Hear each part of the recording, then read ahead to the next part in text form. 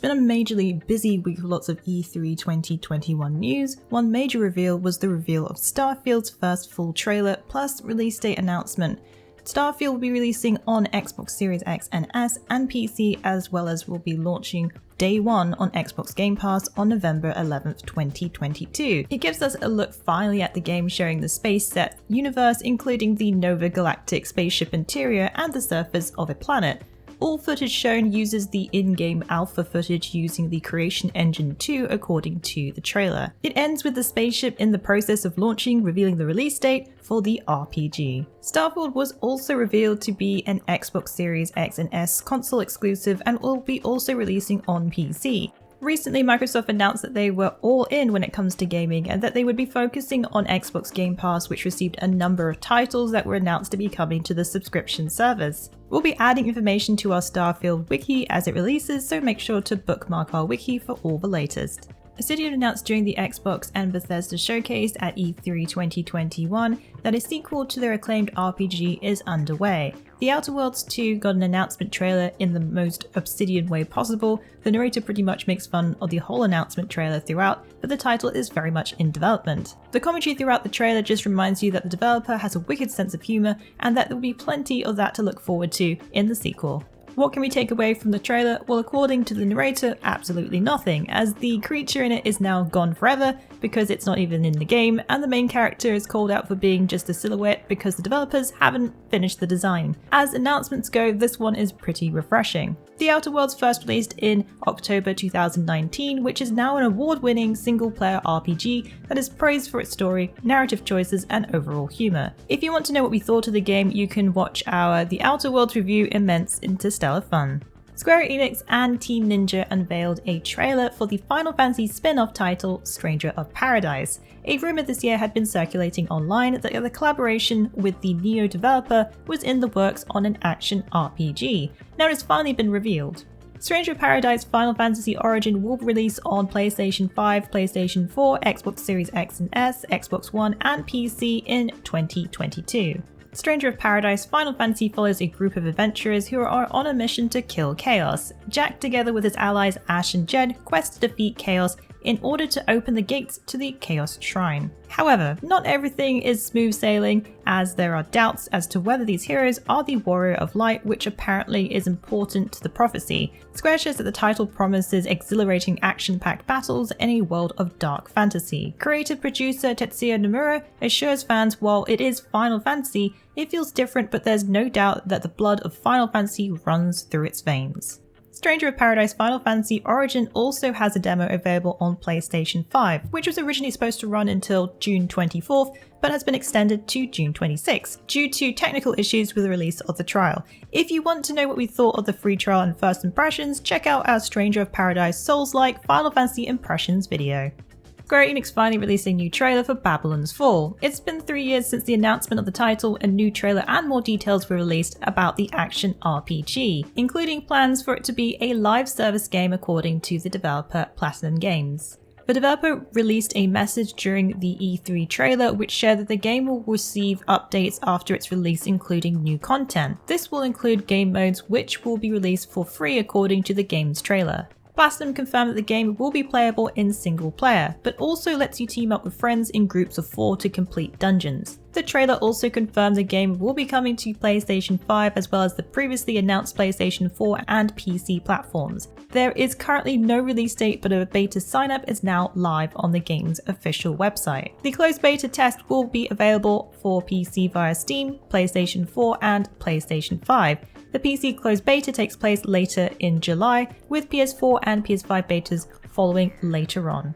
At the PC Gaming Show at E3 2021, developer Big Bad Wolf revealed a new trailer for Vampire the Masquerade Swansong. The latest trailer for the narrative-driven RPG revealed more about the clans of Camarilla.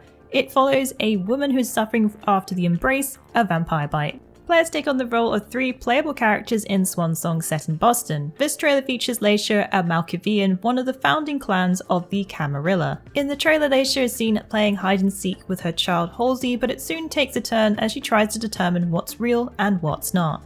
In case you missed it, Swansong is a narrative-driven RPG being developed by Big Bad Wolf. Vampire the Masquerade Swansong is part of the World of Darkness tabletop role-playing universe. The trailer does preview a snippet of gameplay showing Leisha investigating a crime scene looking for clues which could be something to do with her missing daughter. Leisha is one of the 3 characters you'll play as their stories intertwine. Vampire the Masquerade Swansong will be launching in 2021 for PlayStation 4, PlayStation 5, Xbox One, Xbox Series X, Switch, and PC via the Epic Games Store. Through a recent interview with the director of Elden Ring, Hidetaka Miyazaki, and IGN, the developer shared more details about the gameplay systems, stealth, lore progression, open world exploration, and more. Miyazaki also touched upon adding new action systems and game systems which complement the open world concept. Players will be able to ride upon horseback, giving a new way to explore, and players will be able to jump as well. There is also a number of new additions for combat that will raise the level of freedom when compared to previous From Software games. Described as a dark fantasy IP, Miyazaki explained that The Lands Between is a vast world, and bringing in author George R.R. Martin was integral to the rich storytelling, as well as adding that sense of character and drama. When asked about a running theme or inspiration behind enemies and bosses, Miyazaki talked about one main theme for main bosses of the game. It was G.R.R. Martin who developed characters and demigods who inherit power, tainted power, that are shards of the once shattered Elden Ring. The game features 6 large areas, each a different domain of major demigod characters. Players have free reign on which areas they want to tackle first, without a specific order. As Elden Ring is on a larger sense of the scale with the vast map, the goal for From Software when it came to progression is reward no matter which direction the player will take. A big part of the previous titles such as Souls and Bloodborne was the stamina bar. Elden Ring will have a stamina bar, but the overall influence will be slightly different. According to the developer, they wanted to make it feel less restrictive and contribute to that level of freedom when compared to previous titles. The same goes for customization. The emphasis on player choice when it comes to builds seems to be quite wide. Players can choose skills that can be freely interchanged between a large variety of weapons, with around 100 skills in total. One major addition to this action RPG will be stealth, with a number of uses in the game. In our latest Elden Ring video, we talk about why Elden Ring doesn't need an easy difficulty. You should definitely go check that out if you want more Elden Ring. Elden Ring will release on January 21st, 2022. There was quite a slew of announcements during the Xbox showcase. During the livestream, Blizzard announced that Diablo 2 Resurrected will be coming to Nintendo Switch, PlayStation 4, PlayStation 5, Windows PC, Xbox One, Xbox Series X on September 23rd, 2021. The multiplayer beta will be coming in August, but only available for certain platforms. The beta will feature 5 of 7 classes, which are Amazon, Barbarian, Paladin, Sorceress, and Druid. Players can enjoy up to 8-player co-op or go it alone as a solo experience. Blizzard originally announced Diablo 2 Resurrected earlier this year at BlizzCon 2021, confirming it was a remaster and not a remake. We had a chance to check out the technical alpha in April, which we found stayed pretty faithful to the original. There are some features added, such as being able to swap between modern and old school graphics, shared stash, and reworked spells. If you're curious to know what we thought of the alpha, you can check out our Diablo 2 Resurrected alpha gameplay impressions. How does the Diablo 2 remaster hold up? Larian Studios recently gave an update on how Baldur's Gate 3 is progressing currently in early access. In a recent interview, they shared more about the current state of the game's development, features they are concentrating on, and when they're hoping to fully launch the game.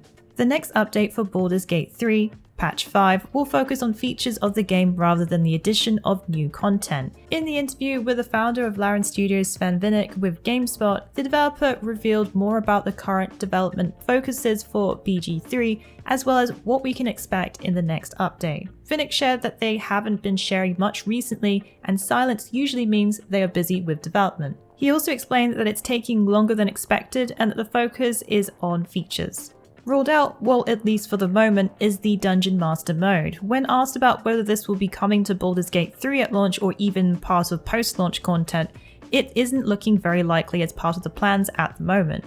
The main focus seems to be getting the game out the door, and there's plenty that Larian are currently focusing on in terms of features. One thing Vinnick did reveal is that there will be a change to the beach area, which is one of his favourite locations. Players can expect a big change in the next update, which will depend on which choices you make, but he has kept this rather cryptic for now. If you were hoping that Baldur's Gate 3 will leave early access within this year, prepare to have those hopes dashed. Larian are currently aiming for a 2022 release window. While this isn't set in stone, it is the current goal for the CRPG. Due to the pandemic though, there's been quite the setback, and Vinnick hopes things will begin to pick up speed again as things get better. The studio has grown and they are in the process of adding more members to their team. One of the topics touched upon during the interview is the contrast between Divinity Original Sin development and Baldur's Gate 3. BG3 is vastly more complex in nature compared to the DOS series, being generally more ambitious. One thing players can count on is that there will be quite a big jump between the early access version and the fully launched version of the game, even some things being completely under wraps, as some surprises will be in store for fans. If you want more on Baldur's Gate 3, including early access builds and more information, you can drop by our Baldur's Gate 3 wiki. Well, that's it for the week in the wikis. Please join us again next week for yet another great week of gaming. Remember to check out our VIP program for some exclusive supporter benefits. And budding writers should take advantage of our Become an Author initiative. Thanks again for being part of this great community. Keep checking in with us with news, reviews, YouTube streams and vids, and general wiki goodness.